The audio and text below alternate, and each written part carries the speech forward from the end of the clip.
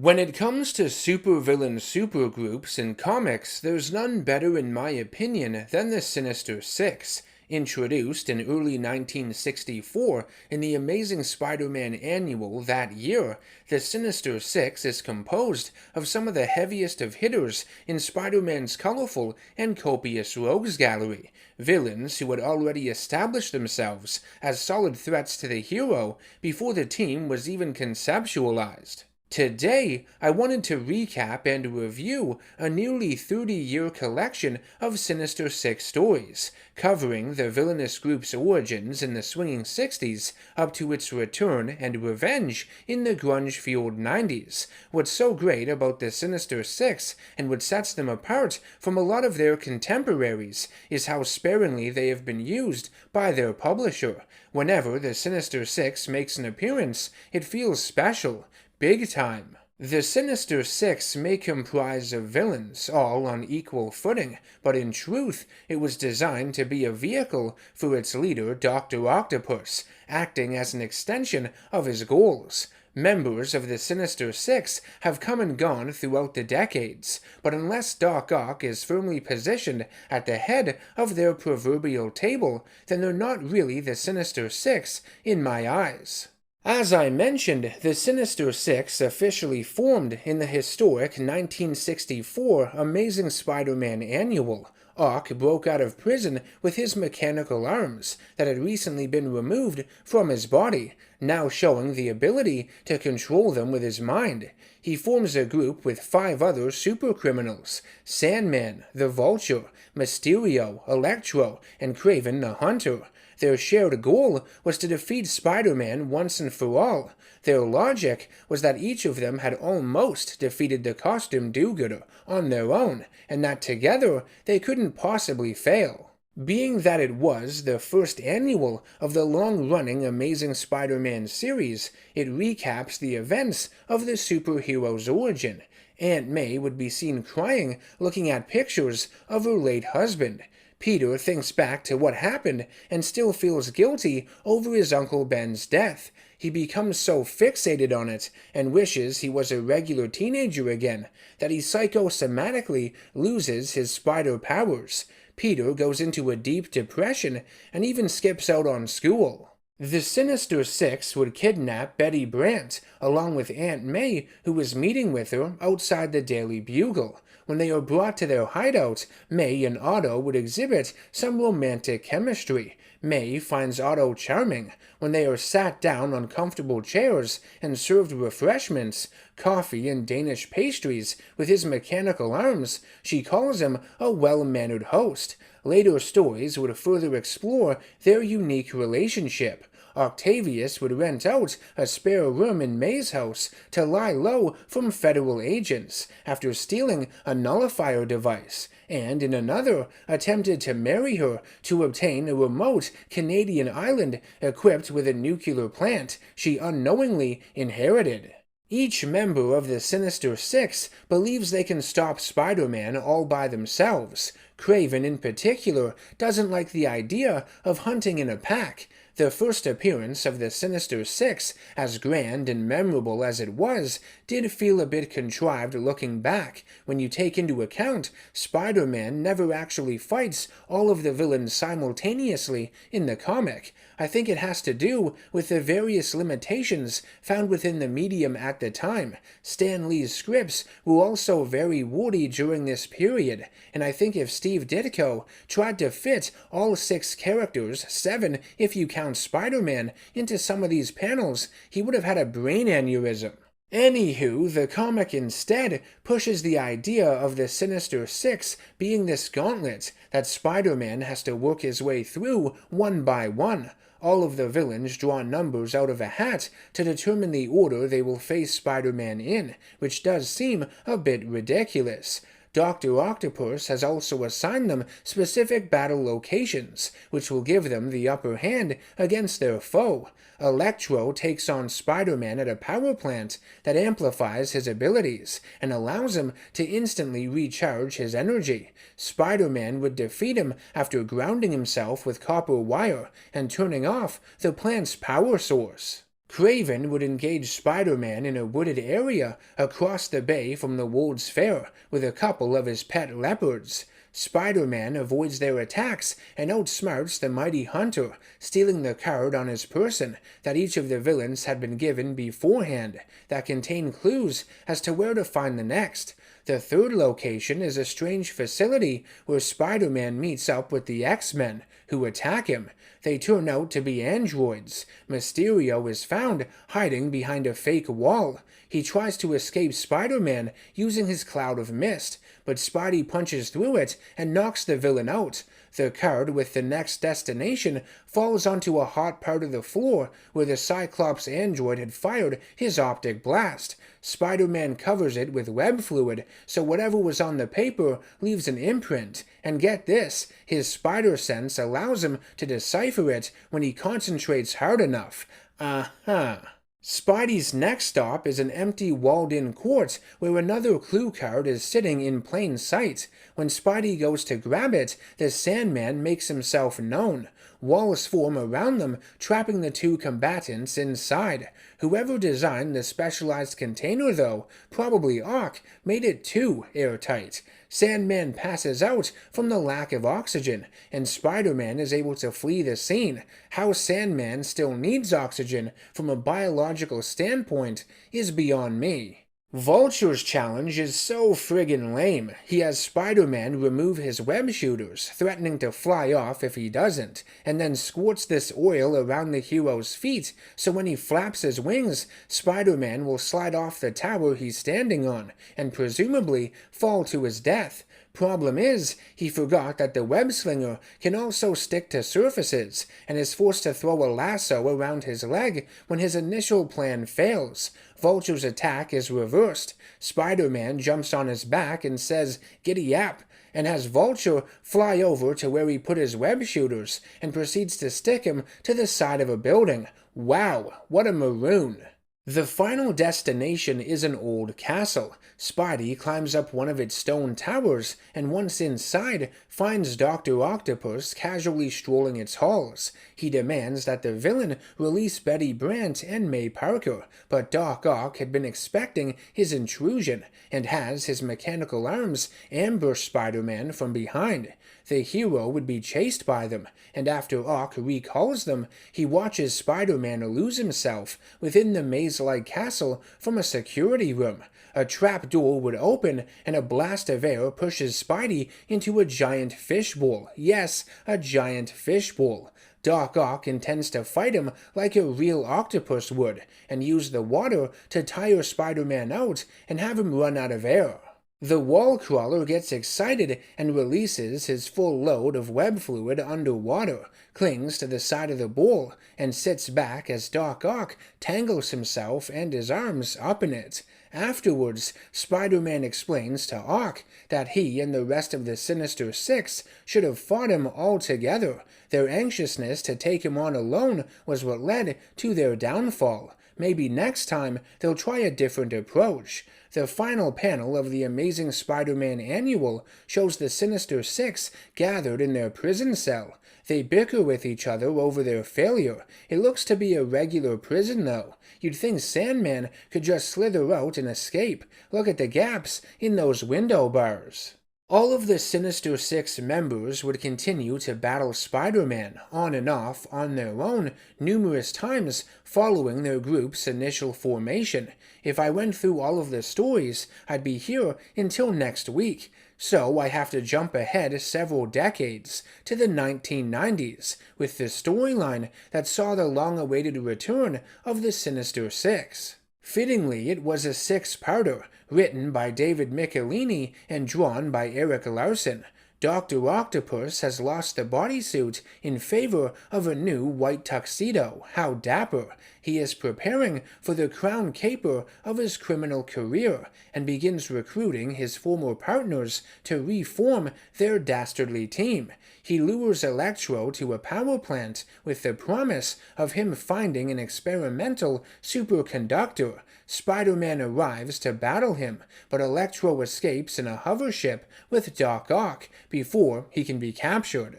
Octavius would infiltrate the hideout of the Hobgoblin. Then Jason Masondale, who had bonded with a demon after selling his soul to grow stronger. He then approaches Mysterio at a bridge the Master of Illusion was planning to manipulate with a simulated earthquake to steal cash moved from Atlantic City casinos. Doc Ock guarantees Mysterio that if he joins him and the others, Beck will obtain an even bigger score and never have to worry about being imprisoned again. Vulture had been hired by the Kingpin to kill Raymond Trask, who refused to have his casinos absorbed by Fisk's organization. Nicholas Powell, the mercenary Chance, who places bets on his own performance during jobs, was also hired to kill him at the grand opening of Trask's new yacht casino on the Hudson River. Both would be thwarted by Spider-Man, but during the scuffle, Vulture would try to take May Parker hostage. Her fiancé at the time, Nathan Lubensky, who had a terminal heart condition, jumped onto Vulture's back instead and was carried high up into the air before being dropped. Spider-Man caught him in time before he hit the ground, but all the excitement was too much for his heart, and Nathan would die in May's arms.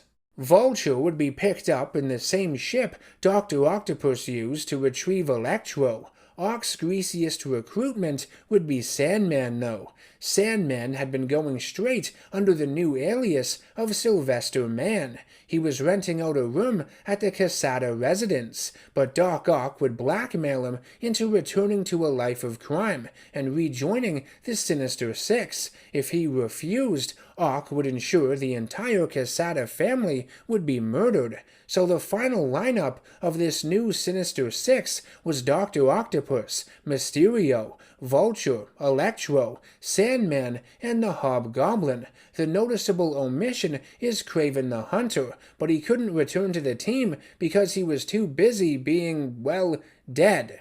Peter had been involved in an experiment at Empire State University to detect and plot the ley lines around the Earth using a satellite that would release a special dye into the atmosphere. The experiment was a joint venture between Cordco Incorporated and Stark Industries, with Stark's own bodyguard Iron Man showing up to lend the students fancy equipment for their tests.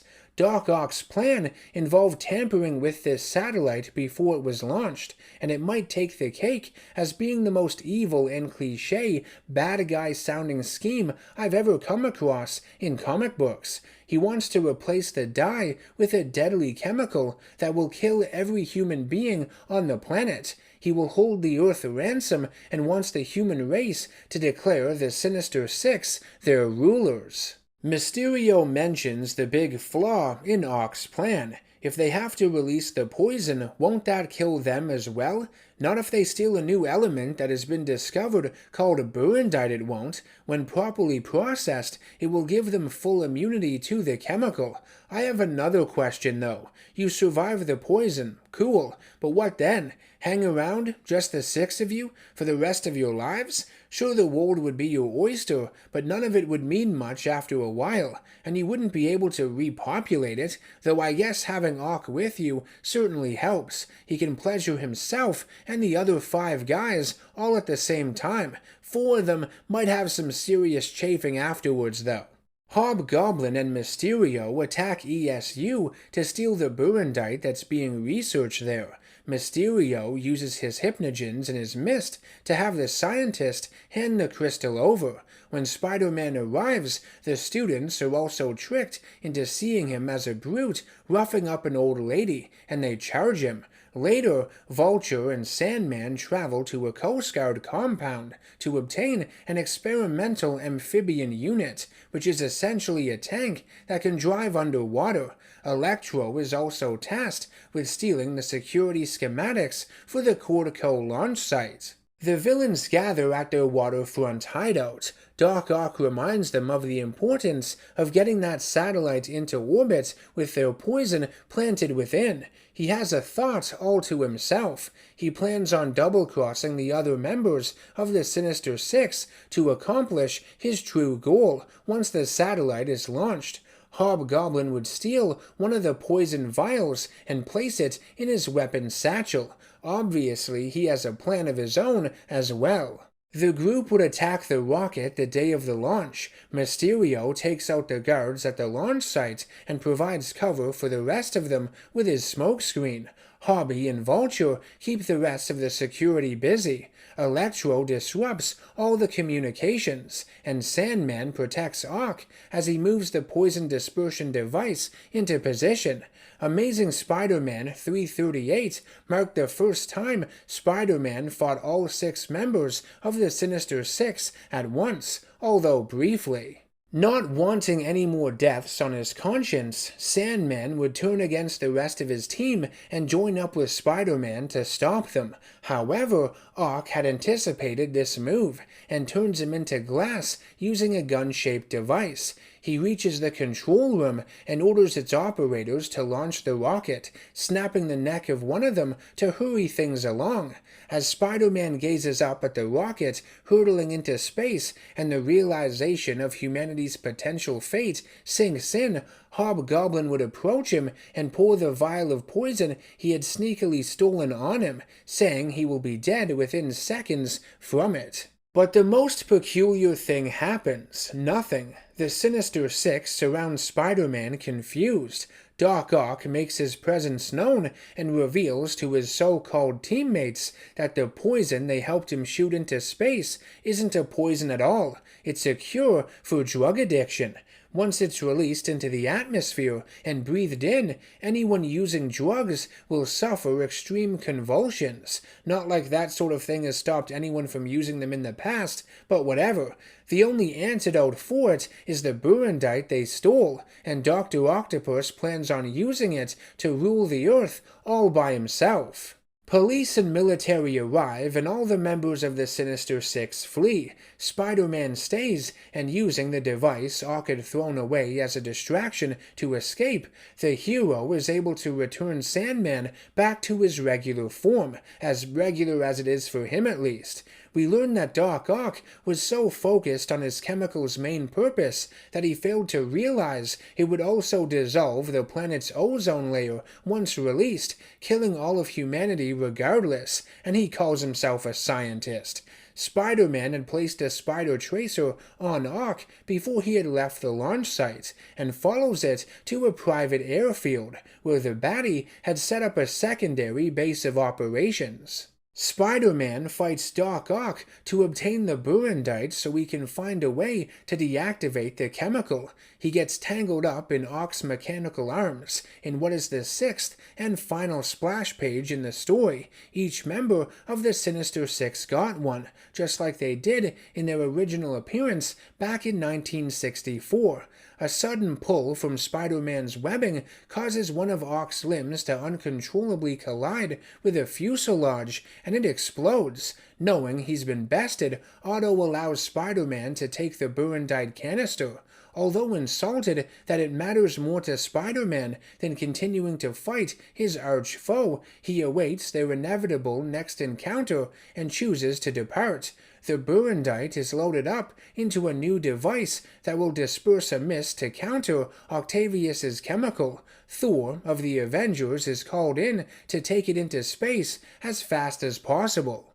So the final Sinister Six story I want to look at in this video is Revenge of the Sinister Six from 1991.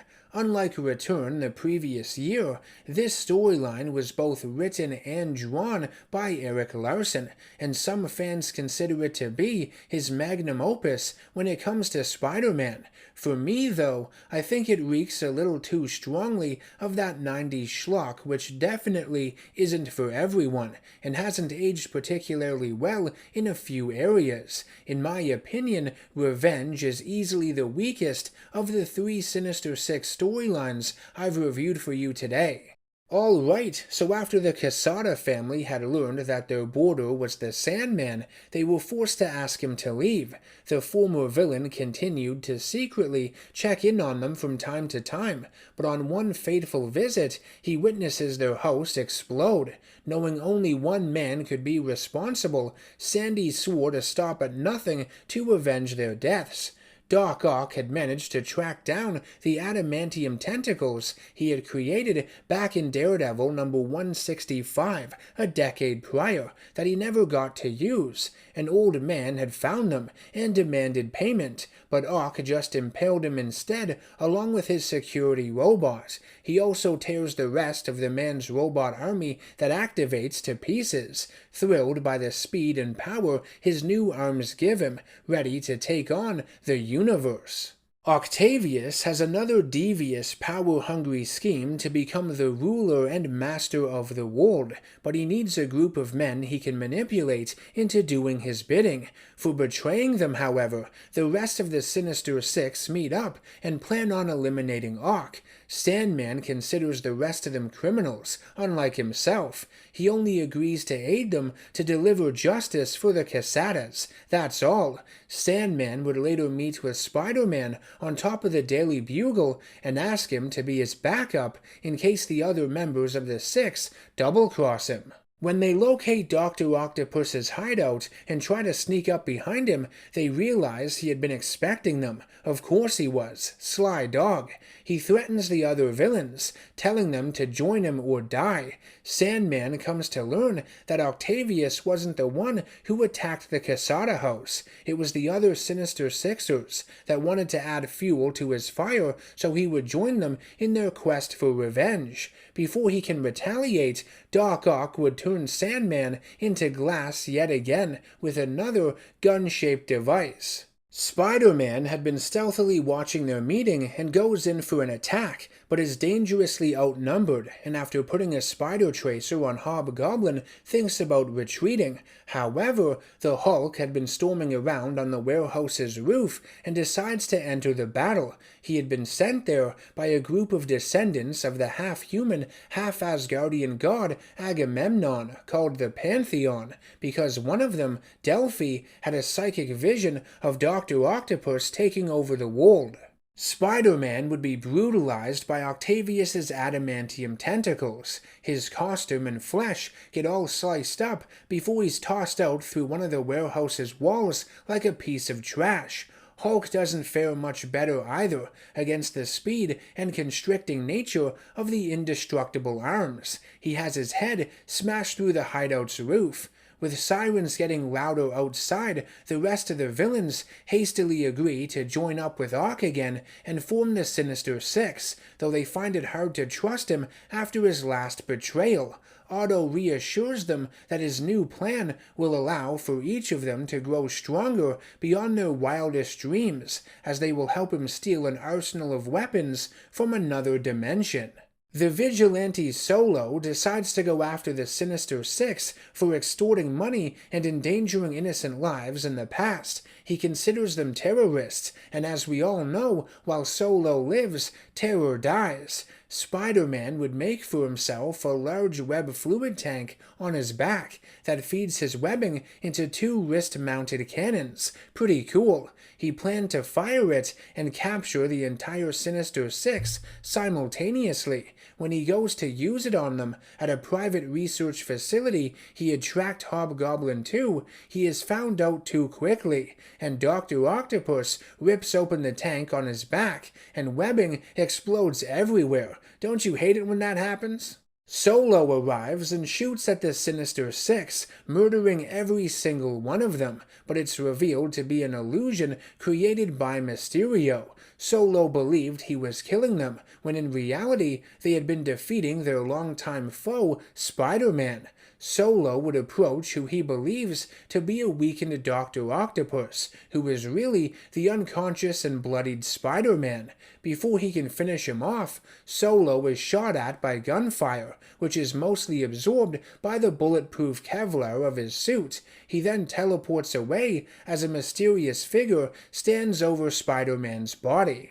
Spidey would awaken days later in a top-secret government facility named Care Labs that is used to create and evaluate cybernetic super soldiers. He had been saved and brought there by their latest experiment, codenamed Cyborg X, that had malfunctioned a few days prior, going berserk in a shopping mall that forced Spider-Man and Ghost Rider to intervene. Spider-Man would be fitted with a large cybernetic cast to heal his broken left arm. One of his costume's eyepieces had also been replaced with a targeting scope. The tears in his suit all stitched up. The design is so fucking 90s. I can't tell if it's awesome or stupid, maybe a bit of both. The lab technician treating him explains that all of the modifications were done on him without needing to remove his costume, so his secret identity is safe. Any way to prove that? The wall crawler has several questions. He wants to know who Cyborg X was before he had been experimented on. Did he give them permission to turn him into a super soldier? Does his family know what happened to him? And what's being done to prevent another sudden malfunction from happening? Cyborg X is being closely monitored though. Spider-Man comes to understand that Care Labs works alongside S.H.I.E.L.D. and Nick Fury, and Dum Dum Dugan is even there to relieve him of any more doubts he may have. You'd think Care Labs would play a factor in some Spider-Man comics following this. We'd learn more about exactly what's going on behind the scenes with them, but outside the 2 issues it appears in during the Revenge of the Sinister Six crossover, there is never any mention of it again in the Marvel Universe. Its only reason for existence is to give Larson an excuse to turn Spider-Man into a cyborg, or at least make him look like one. Spidey would meet with Deathlock, a man named Michael Collins who worked for a cybernetics company called Cybertech, owned by the larger, vile conglomerate, the Roxxon Energy Corporation. Upon discovering the classified Deathlock program Cybertech were working on, Collins's brain would be placed against his will inside a killing machine. Deathlock's onboard computer indicates that some of the scientists that had worked on him also work at the government facility Spider-Man was just in. Deathlock offers to help the hero take down the Sinister Six if he agrees to help him in return. Spider-Man and Deathlock return to the research facility in New Jersey, where Spider-Man was beaten by the Sinister Six. They fend off a bunch of Doc Ock's robots, as well as the older set of mechanical arms he used to wear that move around on their own. They find a warp gate, and after walking through it, find a dimension where hundreds of alien life forms have been killed and their bodies abandoned. Spider-Man's spider sense returns after having been temporarily nullified by a gas administered by Hobgoblin during their last encounter. It goes off like an alarm, warning him of imminent danger, and he and Deathlock return to our dimension through the warp gate and escape the research facility before bombs planted there are detonated. They return to Care Labs in Manhattan and find it under attack by the Sinister Six. Their villains have caused numerous casualties with the advanced weapons they have obtained. One of these casualties is Cyborg X lying in the rubble. During the resulting battle, Deathlock is knocked down an exposed elevator shaft and presumed dead. Spidey would place a spider tracer on the massive alien ship that shows up to retrieve the Sinister Six. Clearly, the weapons and technology they have at their disposal now is immense. Later, we see Peter returning home and terrifying his wife Mary Jane with the state he's in when he collapses on their bathroom floor. Dissension continues among the ranks of the Sinister Six. The others find it increasingly difficult to trust Doc Ock as well as each other. Vulture begins wondering if any of them will turn out like Sandman, suffer a similar fate. Mysterio thinks to himself and plans on double-crossing his teammates once they complete their plan. He is angry that they underestimate his abilities. The Six go and attack a hidden Hydra satellite control center to have it act as their new base of operations. Octavius wants to use it to take over the various weapons Hydra has orbiting the planet so they can effectively conquer it. He always wants more power, never satisfied. Before departing their old base, Doc Ock takes care of some unfinished business and has one of his adamantium arms shatter the body of the Glass Sandman. The Sinister Six infiltrate the Hydra facility. For a group that has obtained all this alien technology, they still use your standard Uzis and whatnot. Weird.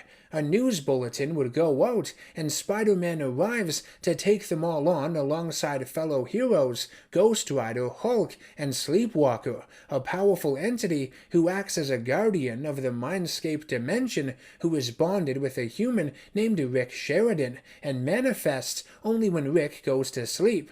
Solo would also return to join the fight after having soaked his body in a green bath to heal his wounds. Deathlock survived the battle at the ruins of Care Labs. His body had just been immobile for an hour while it was self-repairing. At the Hydra base, the Sinister Six reveal their latest recruit, an old friend of the recently deceased Kraven the Hunter, Gog. Dr. Octopus had found a way to control the creature's mind, and using him, he and the rest of the Sinister Six make short work of Ghost Rider and the Hulk. We finally see Octavius use some of the alien technology as well, blasting Hulk with a large cannon.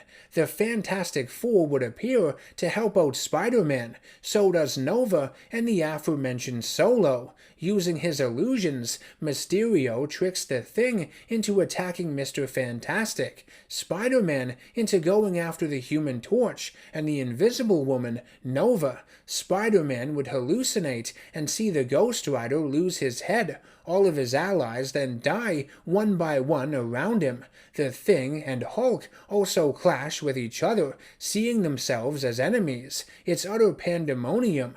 Mysterio just laughs his ass off, but thankfully, Deathlock's computer allows him to see through Mysterio's bullshit, and he shatters Beck's helmet with a single strike, ending the fun and games. Solo would use the alien cannon Dr. Octopus used against Hulk to down Gog.